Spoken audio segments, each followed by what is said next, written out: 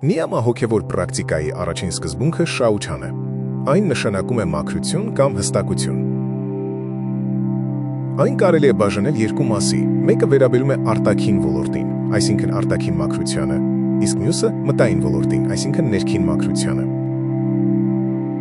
Օճառի ջրի կամ այլ մաքրող միջոցների պատշաճ օգտագործումը մարմինը, հագուստը կամ միջավայրը մաքուր պահելու համար արտաքին մաքրությունն է։ Այս մաքրության միջոցով ֆիզիկական առարկաները, որոնց հետ մարդիկ անմիջականորեն շփվում են, մաքրվում են եւ դառնում պիտանի օգտագործման համար։ Արտաքին եւ ներքին մաքրության միջև մեկ յուրահատուկ տարբերություն կա։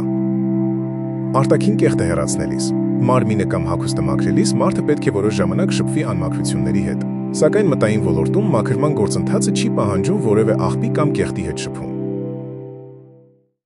Շնորհակալություն դիտման համար։ Հետևեք մեզ սոցհարթակներում։